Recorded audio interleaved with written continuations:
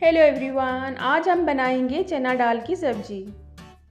इसे बनाने के लिए हमें चाहिए भीगा हुआ चना दाल, लंबा सा कटा हुआ कद्दू, आलू, कोई का डंठल और ड्रमस्टिक, प्याज और टमाटर और हरी मिर्च को छोटा सा टुकड़ा में काटना है।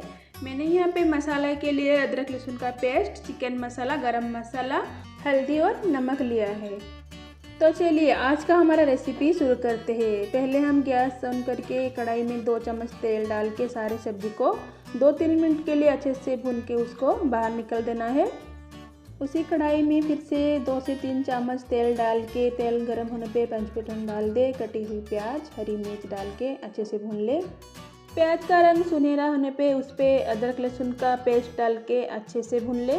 उसी मसाले में आप हल्दी पाउडर और स्वाद अनुसार नमक डाल के अच्छे से मिला दें।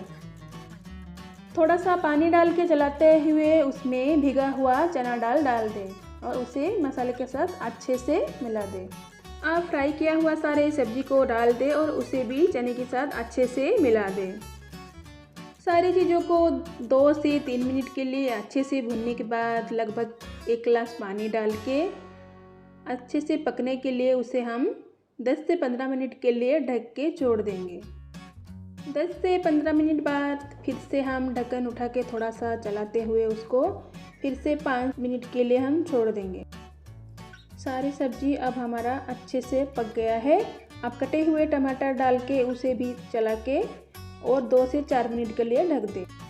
लगभग 4 मिनट के बाद देखिए टमाटर और हमारा जो सारे सब्जी अच्छे से पक गया है और उसमें अब हम चिकन मसाला, गरम मसाला थोड़ा थोड़ा डाल के इसे 2 मिनट के लिए ऐसे ही ढक देंगे। अब तैयार हो चुका है हमारा हेल्दी एंड टेस्टी चने दाल की सब्जी।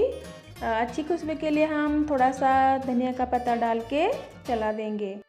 आप इसे घर पे ऐसे ही कम तेल और मसाले डाल के हेल्दी तरीके से बनाइए, खाइए और फिट रहिए। चैनल पे जो नई है चैनल को सब्सक्राइब कर दीजिए। Thanks for watching.